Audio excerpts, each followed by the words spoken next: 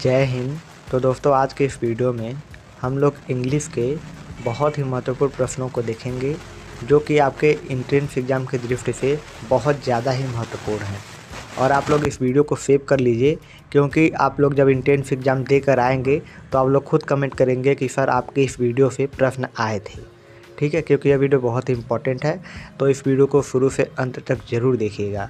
और साथ ही साथ यह किस कोर्स के लिए है, तो मैं आपको बता दूं कि इंग्लिश का जो क्वेश्चन आता है एंट्रेंस एग्ज़ाम में, वह बीए के कोर्स में आता है, बीबीए के कोर्स में आता है, बीसीए के कोर्स में आता है, एलएलबी के कोर्स में आता है, बीकॉम के कोर्स में आता है और साथ ही साथ बीए एलएलबी के भी कोर्स में आता है।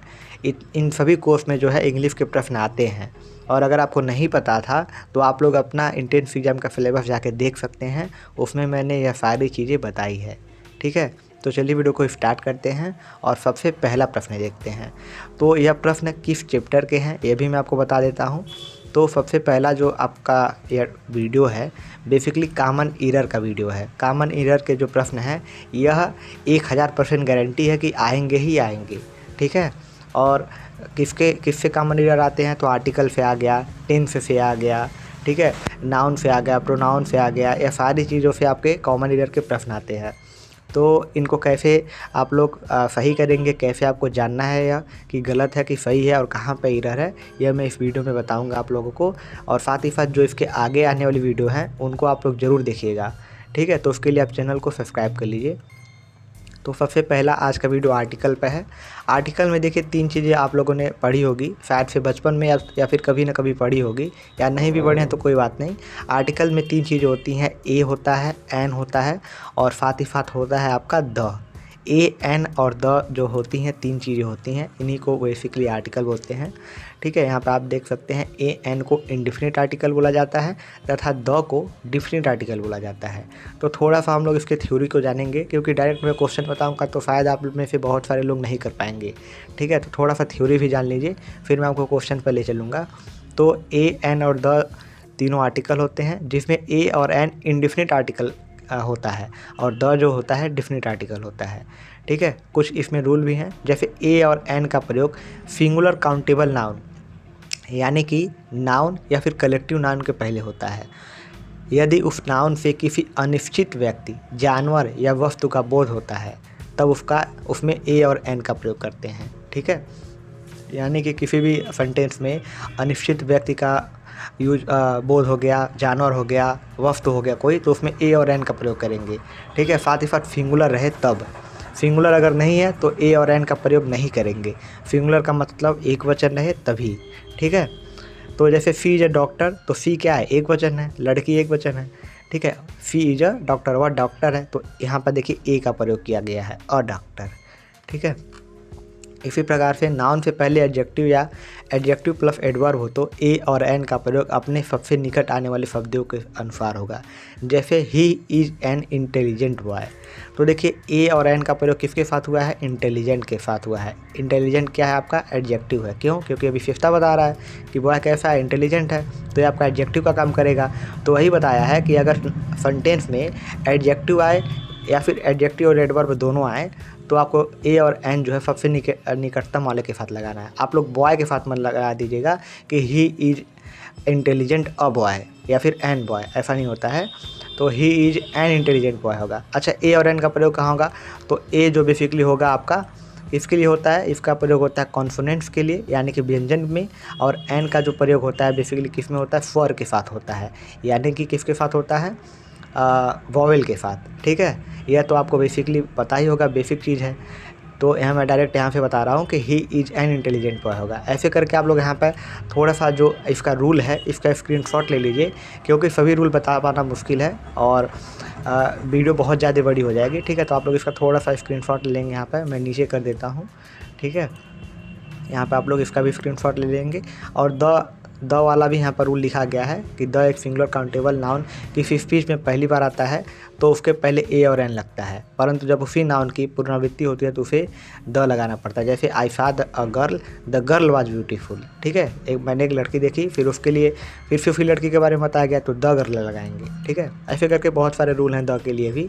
यहाँ पे आप लोग देख सकते हैं कि नाउन, यह थोड़ा इंपॉर्टेंट रूल है, यहाँ पे इसको स्टार लगा लीजिएगा कि अगर नाउन आए, प्रीपोजिशन आए और फिर नाउन आए, अगर यह तीनों चीज़ किसी भी सेंटेंस में आ गई हैं तो प्रथम नाउन के साथ द का प्रयोग होता है। प्रथम नाउन का मतलब जो पहला नाउन है, यानी कि क्या आया सेंटेंस में, नाउन आया, प्रीपोजिशन आया, फिर नाउन आया, तो पहले वाले इस वाले नाउन के साथ हम लोग द का प्रयोग करते हैं। जैसे example, the gold of India is famous. ठीक है, तो क्या है, एक नाउन क्या है, गोल्ड है आपका, प्रीपोजिशन क्या है, ऑफ है आपका, फिर एक और नाउन क्या है, इंडिया है। ठीक है, तो नाउन प्रीपोजिशन नाउन आया तो द किसके साथ लगाएं, गोल्ड के साथ लगाएं कि इंडिया के साथ लगाएं, क्योंकि दोनों तो नाउन है, तो पहले वाले नाउन के साथ द लगाएंगे, the gold of India famous. ठीक है, तो ऐसे करके था यार, आप लोग इसका स्क्रीनशॉट ले लेंगे। साथ ही साथ अगर आपको इसका PDF चाहिए तो सभी लोग आप लोग DDU वर्ल्ड टेलीग्राम चैनल को जाके ज्वाइन कर लेंगे, और उसका लिंक मैंने नीचे दे दिया है। अगर आप लोग लिंक से नहीं ज्वाइन होना चाहते हैं तो आप लोग टेलीग्राम पर जाएंगे और सर्च करेंगे DDU वर्ल्ड, तो आपको हमारा जो है टेलीग्राम चैनल मिल जाएगा। लोगो भी यही वाला रहेगा जो यूट्यूब चैनल पर है और इंस्टाग्राम पर है। इंस्टाग्राम पर भी आप लोग फॉलो कर लीजिए, उस पर भी 50,000 से ज़्यादा फॉलोअर्स हैं। ठीक है, यहाँ पर देखिए नदी, सागर, खाड़ी, मरुभूमि मतलब मरुस्थल वगैरह, जंगल इत्यादि, इनके नामों से पहले द का प्रयोग होता है। यह भी थोड़ा इंपॉर्टेंट था। कोई ग्रंथ हो गया जैसे गीता हो गया, बाइबल हो गया, कुरान हो गया, इनके आगे द का प्रयोग होगा, यह भी इंपॉर्टेंट है। ठीक है, समाचार पत्र है कोई तो उसके आगे भी द का प्रयोग होगा, जैसे the Hindustan times, the statesman. ठीक है, द अमर उजाला, इस तरीके से कोई ऐतिहासिक बिल्डिंग वगैरह है उसके आगे भी आपका द का प्रयोग होगा। तो चलिए प्रश्नों को देखते हैं। कुछ आप लोग नियम तो जान ही गए होंगे अब तक। ठीक है, और अगर आपने अभी तक वीडियो को लाइक नहीं किया तो वीडियो को लाइक भी कर दीजिए।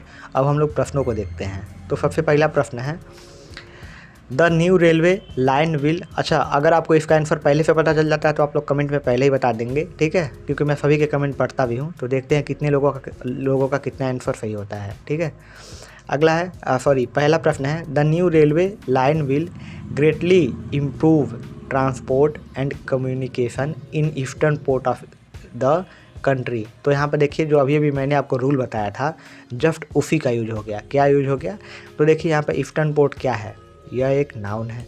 ऑफ अभी मैंने आपको बताया था प्रीपोजिशन होता है। द कंट्री क्या होता है, एक नाउन होता है। तो यहाँ पे आपका क्या आ गया, नाउन आ गया प्लस प्रीपोजिशन आ गया और फिर क्या आ गया, नाउन आ गया। तो बताइए अब क्या करें, द का प्रयोग होगा ना। द का प्रयोग किसके साथ होगा, इस वाले के साथ कि इस वाले के साथ, तो मैंने बताया था कि इस वाले के साथ होगा। ठीक है, तो यहाँ पर ईस्टर्न न होकर के क्या होगा, द ईस्टर्न होगा। यानी कि आपको इरर छाटना था तो किस में गलत है, तो देखिए यह वाला सेंटेंस किस में है, तो यह वाला सेंटेंस सी है, तो सी वाला आपका ऑप्शन गलत है। आप लोग इसके आगे का ये बी मत मार दीजिएगा, बी तो इसके लिए है। ध्यान से देखेंगे तो ए वाला जो है यह सेंटेंस है, बी वाला ट्रांसपोर्ट से लेके यहाँ तक है, और सी वाला इन ईस्टर्न पोर्ट से लेकर के यहाँ तक है, और डी ऑप्शन क्या है, नो एरर। तो ये आप लोग ध्यान रखेंगे। ठीक है, गलत नहीं करेंगे। देखिए इस वाले सेंटेंस में गलती है, तो यह सेंटेंस कौन सा वाला है, सी नंबर वाला, तो सी को टिक कर देंगे विकल्प में। ठीक है, एग्जाम में। अगला प्रश्न है, Sunil is a best student in our class at present, no error. तो अगर आपको इसका आंसर पता है तो आप लोग कमेंट में बता सकते हैं। लेकिन देखिए यहाँ पर जो आया है बेस्ट आया है। ठीक है, क्या आया है, बेस्ट। तो मैं आपको बता दूं कि बेस्ट जो होता है सुपरलेटिव डिग्री होती है। कौन सी डिग्री होती है, सुपरलेटिव डिग्री। जैसे आपने पढ़ा होगा कंपैरेटिव डिग्री, सुपरलेटिव डिग्री, ये सब पढ़ा होगा। नहीं भी पढ़े तो कोई दिक्कत नहीं है, बेस्ट सुपरलेटिव डिग्री होता है, याद रखिएगा।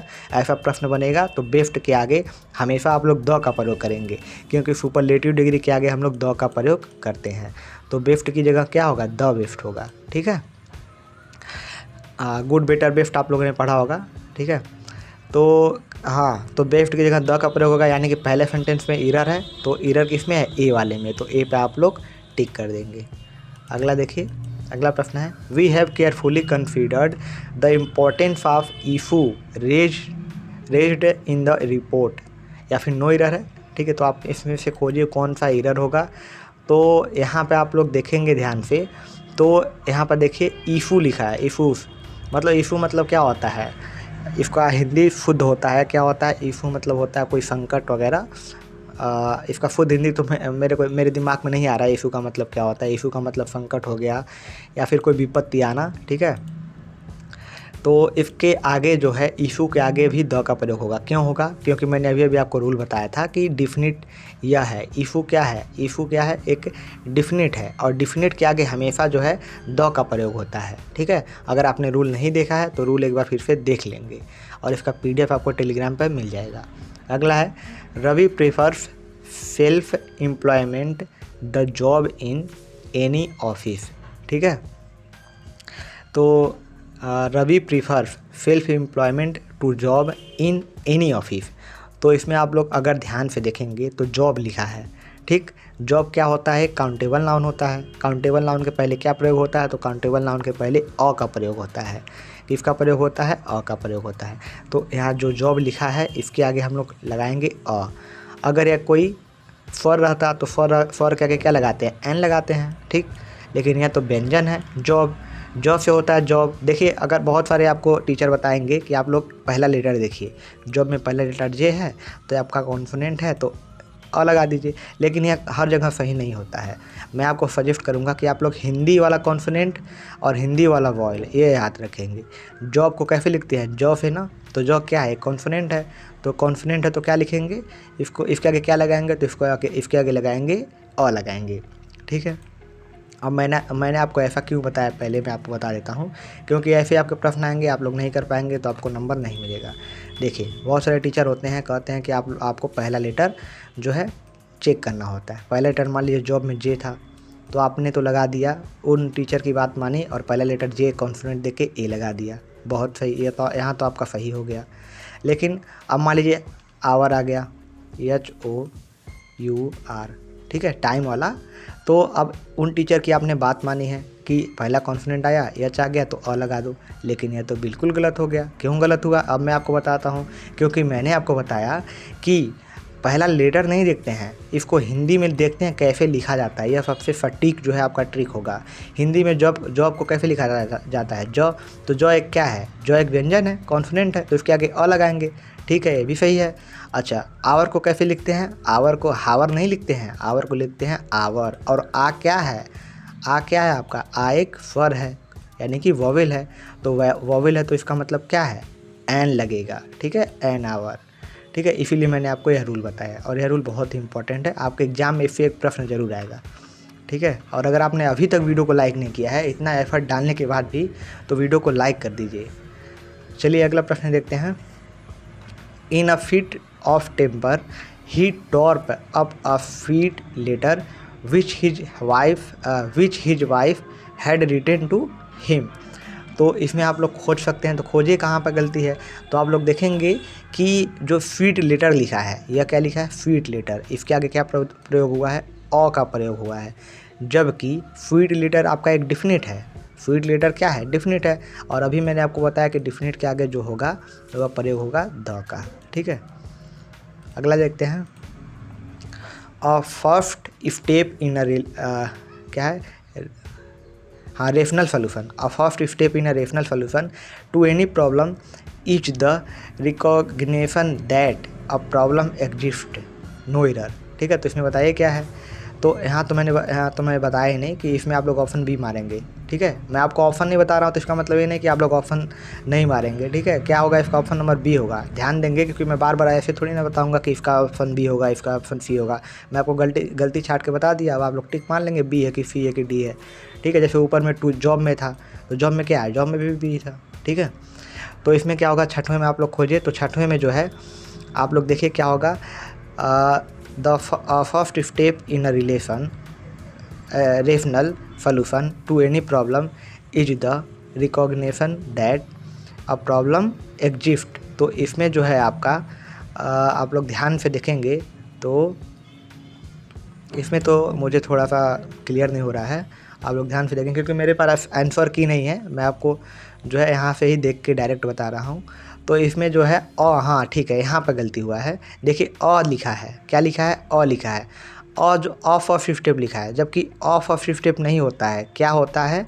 देखिए मैं आपको एक रूल बता देता हूँ। ऑफ ऑफ स्टेप क्यों नहीं होगा? क्योंकि जो क्रम बताते हैं ना, जो क्रम एडजेक्टिव जो क्रम बताते हैं वहाँ पे हम लोग द का प्रयोग करते हैं। तो यह क्रम नहीं बता रहा है, ऑफ ऑफ स्टेप क्रम नहीं बता रहा कि पहला स्टेप, तो क्रम बता रहा है, तो क्रम के आगे द का प्रयोग होगा। ठीक है, तो यह भी आपका एक रूल था, इसको भी आप लोग याद कर लेंगे। ठीक है, अगला प्रश्न है, on my request Jatin introduce me to his friend who is singer and scientist, या फिर नो एरर है। तो देखिए फिंगर लिखा है, क्या लिखा है, फिंगर। फिंगर के पहले ना अ लगाया ना एन लगाया, ऐसे कैसे हो सकता है, फिंगर के पहले अ होगा ना, हु इज अ फिंगर, क्योंकि फिंगर क्या है, फिंगर को लिखते हैं फ से, ऐसे लिखते हैं ना सिंगर, तो फ क्या है आपका कॉन्फिडेंट है, तो फ मतलब कॉन्फिडेंट मतलब अ, तो यहाँ पर आपका गलत था। अगला है, अच्छा अगला बताने से पहले मैं आपको एक चीज़ बता देता हूँ कि मैं आपको दिखाई देता हूँ, बताने से अच्छा मैं आपको दिखा देता हूँ। तो यहाँ पे आप लोग देख सकते हैं कि गोरखपुर विश्वविद्यालय के एंट्रेंस एग्ज़ाम की तैयारी के लिए एक कोर्स लॉन्च किया गया है। इस बेसिकली इस कोर्स का नाम है आगाज़ बैच। अगर आपने इस कोर्स को अभी तक नहीं लिया है तो जाके ले सकते हैं, और बहुत ही कम इसकी फ़ीस रखी गई है, 199 रुपये। तो आप लोग जाके परचेस कर सकते हैं। परचेस कैसे करना है, बस आपको इस दिए गए नंबर पर, जो यहाँ पर नीचे आपको दिख रहा है, इस दिए गए नंबर पर आपको मैसेज करना है, व्हाट्सएप पर मैसेज करना है, और आप लोग इस कोर्स को परचेस कर सकते हैं। बेसिकली इस कोर्स में बहुत सारे इंपॉर्टेंट प्रश्नों को बताया जाएगा, आपको दिया जाएगा पीडीएफ फॉर्म में, जो कि इस बार एग्ज़ाम में आने की पूरी संभावना है। साथ ही साथ पिछले साल के अगर कुछ पेपर को दिया जाएगा, जैसे पिछले साल का पेपर जो हुआ था उसको, उस पेपर का पीडीएफ आपको दिया जाएगा। साथ ही साथ टेस्ट सीरीज भी दी जाएगी। ठीक है, और बहुत ही कम फीस है 199, तो आप लोग जाके ज्वाइन हो सकते हैं। ठीक है, तो चलिए आगे बढ़ते हैं। अगला प्रश्न है, the teacher drew an attention of the boys to the importance of regular practice. तो यहाँ पर आप देखेंगे कि एन अटेंशन लिखा है। एन अटेंशन आपको देख के लग रहा होगा कि सही है ना, क्योंकि ए है, और अटेंशन को कैसे लिखेंगे, अटेंशन ऑफ लिखते हैं, तो आप कहेंगे कि सर एन लगाया सही तो है, लेकिन नहीं है। क्यों, क्योंकि आपको मैंने अभी एक रूल जो है कई बार बताया है। क्या बताया है कि जो आपका निश्चित होते हैं, फिक्स्ड होते हैं, ठीक है, डिफिनिट होते हैं, उनके आगे जो है हमेशा द का प्रयोग होता है। किसका प्रयोग होता है, द का। तो यहाँ पर एन अटेंशन की जगह क्या होगा, द अटेंशन होगा, यानी कि बी वाला जो ऑप्शन हो जाएगा वह गलत होगा। अगला है, I am not wealthy so I can not afford two by a expensive car. तो यहाँ पर देखिए क्या होगा, आपका एक्सपेंसिव लिखा है, और एक्सपेंसिव क्या होगा, क्या लगाया, ए लगाया है। एक्सपेंसिव से आपको दिख ही रहा है कि एक्सपेंसिव को ऐसे लिखते हैं, ए से, और ऐसे भी आपको दिख रहा है इंग्लिश का भी ई है, तो E-I-O-U आता है तो क्या लगाते हैं, एन लगाते हैं, ख़त्म। लेकिन वैसे आपको देखना नहीं है, मैंने आपको हिंदी वाला बता दिया है ट्रिक। तो एक्सपेंसिव को ए से लिखते हैं, ए आपका स्वर है, तो एक्सपेंसिव के आगे एन होगा। अगला प्रश्न है, the interviewer asked me if I knew that Kalidas was the greater than any other poet. ठीक है, तो इसमें देखिए बहुत ही सिंपल चीज़ था, बहुत ज़्यादा सिंपल चीज़ था। क्यों था, क्योंकि ग्रेटर अभी मैंने आपको बताया कि सुपरलेटिव डिग्री है, बेस्ट सुपरलेटिव डिग्री है। ग्रेटर क्या है, सुपरलेटिव डिग्री है, तो इसके आगे किसका प्रयोग होगा, द का प्रयोग होगा। ठीक है, अगला है, सॉरी मैंने ग्रेटर को सुपरलेटिव बोल दिया। ग्रेटर तो आपका कंपैरेटिव डिग्री होता है, ग्रेटर क्या होता है, ग्रेटेस्ट आपका सुपरलेटिव डिग्री होता है, तो इसके आगे भी द का प्रयोग होगा, क्योंकि ग्रेटर के आगे भी द का होता है, कंपैरेटिव डिग्री के भी आगे भी होता है। अच्छा, क्या होता है, ग्रेट होता है, ग्रेटर होता है, ग्रेटेस्ट होता है। कैसे याद रखेंगे, ग्रेट, ग्रेटर, ग्रेटेस्ट। ठीक है, ग्रेटर मतलब कंपैरेटिव डिग्री और ग्रेटेस्ट मतलब सुपरलेटिव डिग्री। अगला है, he had no illusions of being either a distinguish written or a editor. ठीक है, तो इसमें जो है आप लोग ध्यान से देखेंगे तो एडिटर के आगे क्या लगाया है, अ लगाया है, लेकिन अ तो लगेगा नहीं क्योंकि एडिटर है। एडिटर ई से लिखते हैं, और साथ ही साथ AEIOU भी है, लेकिन ऐसे चेक करेंगे नहीं क्योंकि हिंदी से मैंने आपको बता दिया। तो एडिटर को ई से लिखेंगे तो इसके आगे एन का प्रयोग करेंगे। अगला, the reporter has prepared on the basis of information he had and on our judgement. ठीक है, तो इसका जो राइट आंसर हो जाएगा कहाँ पे होगा, तो देखिए इन्फॉर्मेशन लिखा है। इन्फॉर्मेशन क्या है, अभी मैंने आपको बताया कि सूचना रहेगा, न्यूज़पेपर रहेगा, उसके आगे आपको क्या लगाना होता है, उसके आगे द लगाना होता है, क्योंकि वह निश्चित है, वह सब निश्चित है, तो इसके आगे द लगेगा। ठीक है, अगला प्रश्न है, he was an atheist but nowadays he goes to the church and offers prayers of hours. ठीक है, फॉर हावर्स। तो इसमें आप लोग ध्यान से देखेंगे तो चर्च लिखा है, क्या लिखा है, चर्च लिखा है और चर्च के आगे क्या लगाया है आपका, चर्च के आगे लगाया है द लगाया है। तो देखिए मैं आपको एक और रूल बताता हूँ, इसके आगे द क्यों नहीं लगेगा, द नहीं लगेगा, क्यों नहीं लगेगा, क्योंकि स्कूल हो गया, चर्च हो गया, जेल हो गया, ये सब क्या होते हैं, इन सब का जो प्रयोग होता है मौलिक उद्देश्य के लिए होता है। तो इनसे पहले आर्टिकल कोई भी आर्टिकल नहीं लगता है। मौलिक उद्देश्य के अगर तौर पर इनका प्रयोग होता है, चर्च का, स्कूल का, ठीक है, आपका जेल का, तो इनके आगे कोई आर्टिकल का प्रयोग नहीं होता है, तो द नहीं लगेगा, ठीक है।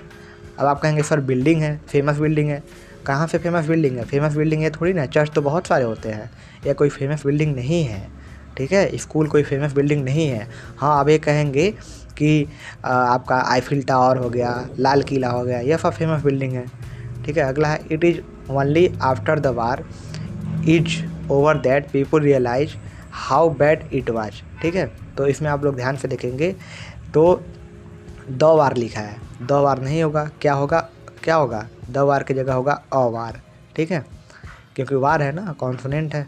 अगला है, तो अगला आप लोग आंसर खुद बताएंगे, क्योंकि एक क्वेश्चन तो आपके लिए छोड़ना बनता ही है, इतना सब कुछ पढ़ाने के बाद आप लोग कमेंट में बताएंगे कि इसका क्या होगा। पढ़ लीजिए क्वेश्चन, और साथ ही साथ अगर आपने वीडियो को लाइक नहीं किया तो लाइक कर दीजिए, और चैनल पर यदि पहली बार आए तो चैनल को भी सब्सक्राइब कर लीजिए।